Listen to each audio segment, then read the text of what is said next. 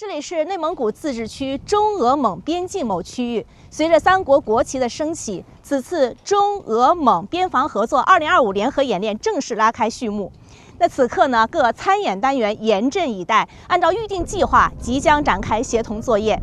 那这也是中俄蒙三国首次派出边防部队参加联合演练。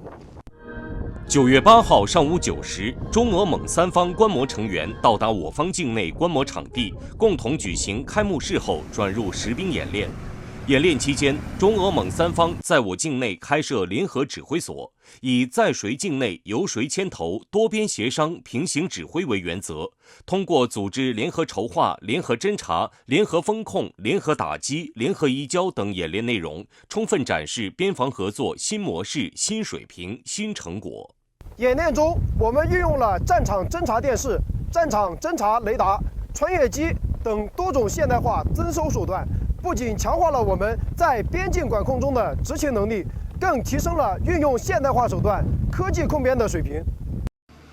中俄蒙三方综合运用固定加机动、昼间加夜间、空中加地面、人工加智能等多种现代化侦搜手段，对恐怖分子形成立体合围态势，有力压制震慑，实施联合抓捕。中俄蒙边防合作2025联合演练的特点是三方同步组织实兵行动，对三国维护边境地区安全稳定和开展边防合作具有重要意义。据了解，联合实兵演练结束后，中俄蒙三方边防部队还将在俄方境内组织军犬科目演示，在蒙方境内开展文化汇演交流等活动。中俄蒙三国毗邻而居，是山水相连的好邻居，是休戚与共的好伙伴，是守望相助的好朋友。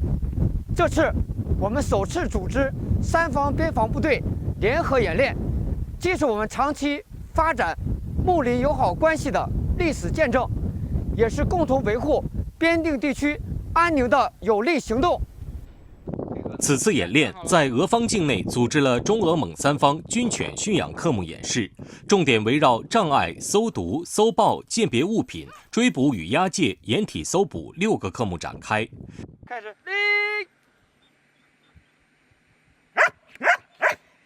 机器狗与军犬配合紧密，协同侦搜，鉴别精准，全面检验了三方边防部队军犬的越障、搜捕和鉴别能力，有效展现了边防部队执勤戍边手段的联合性、多样性、突击性、攻防性。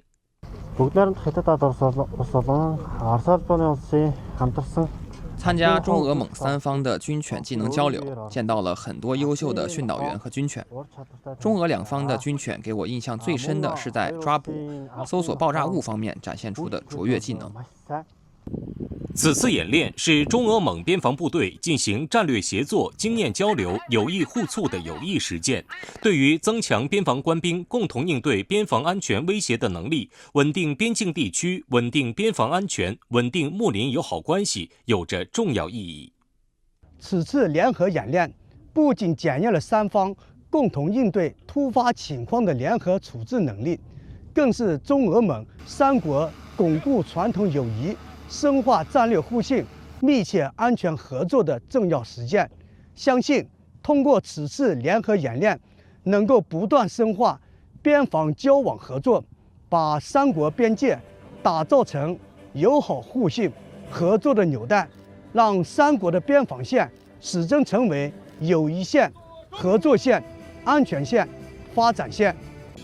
实兵演练后，三方参演官兵在边境交接处展开文化交流活动。我方带来的诗舞传统表演，俄方手风琴演奏的民族歌曲，蒙方演唱的歌曲《神圣边境》等节目受到参演官兵的欢迎。文艺汇演在合唱歌曲《乌兰巴托的夜》中拉下帷幕。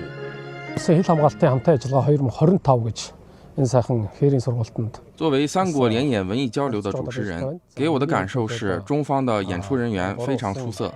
演唱了俄罗斯歌曲《卡秋莎》和中蒙两国人民熟知的歌曲《乌兰巴托的夜》。中方演出人员还在舞蹈中加入了蒙古文化元素和俄罗斯文化，体现出文化交融的特色，让我感触颇深。